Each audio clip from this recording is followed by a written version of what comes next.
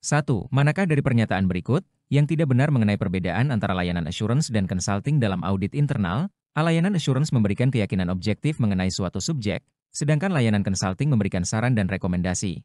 B. Layanan assurance memiliki fokus pada kepatuhan terhadap standar dan peraturan, sedangkan layanan consulting lebih berorientasi pada peningkatan kinerja. C. Layanan assurance umumnya bersifat reaktif, merespons masalah yang sudah terjadi, sedangkan layanan consulting bersifat proaktif, mengantisipasi risiko di masa depan. D. Keduanya merupakan layanan yang penting bagi organisasi, namun memiliki tujuan dan pendekatan yang berbeda.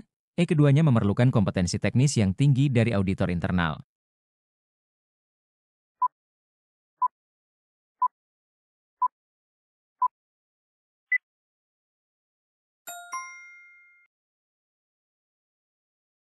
Layanan assurance tidak selalu bersifat reaktif. Auditor internal dapat melakukan kegiatan assurance secara berkala untuk memastikan bahwa sistem pengendalian internal berjalan efektif dan memadai. Layanan consulting memang lebih bersifat proaktif, namun layanan assurance juga dapat memiliki komponen proaktif, misalnya dalam memberikan rekomendasi perbaikan atas temuan audit. 2. Manakah dari berikut ini yang bukanlah merupakan manfaat dari layanan consulting yang diberikan oleh auditor internal? A. Meningkatkan efisiensi dan efektivitas operasi. B. Memperkuat tata kelola perusahaan. C. Menjamin kepatuhan terhadap peraturan perundang-undangan. D. Mengidentifikasi peluang perbaikan. E. Membangun kepercayaan stakeholder.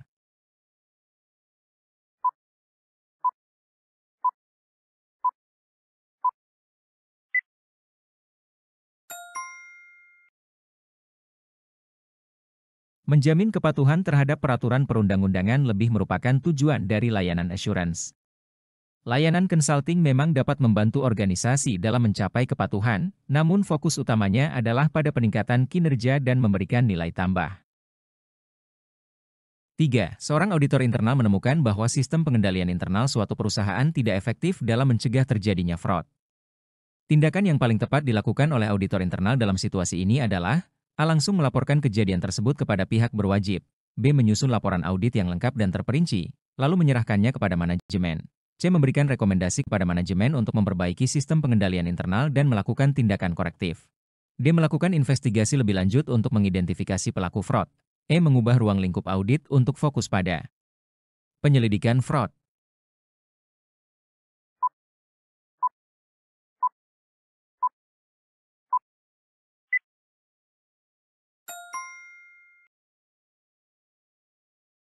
Tugas utama auditor internal adalah memberikan assurance dan konsultasi. Dalam situasi ini, auditor internal harus memberikan rekomendasi kepada manajemen untuk memperbaiki kelemahan yang ditemukan. Langkah-langkah lain seperti melaporkan kepada pihak berwajib atau melakukan investigasi lebih lanjut dapat dilakukan setelah manajemen mengambil tindakan yang diperlukan. 4. Manakah dari berikut ini yang tidak termasuk dalam lingkup layanan consulting yang dapat diberikan oleh auditor internal? A. Merancang sistem informasi manajemen yang baru. B. Mengevaluasi efektivitas program pelatihan karyawan. C. Memfasilitasi pengembangan strategi bisnis. D. Mengaudit laporan keuangan perusahaan. E. Menganalisis risiko bisnis.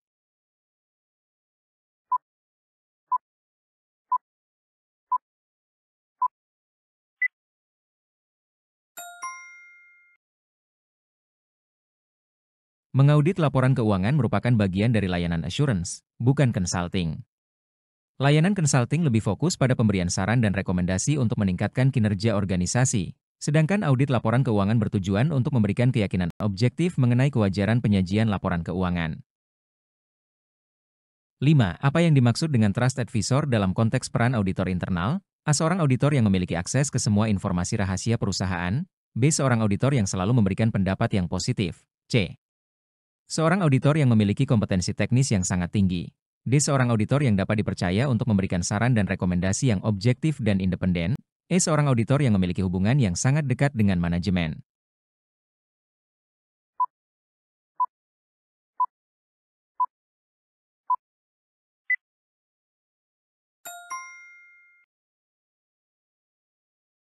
Trust advisor adalah seorang auditor yang dapat dipercaya untuk memberikan saran dan rekomendasi yang objektif dan independen.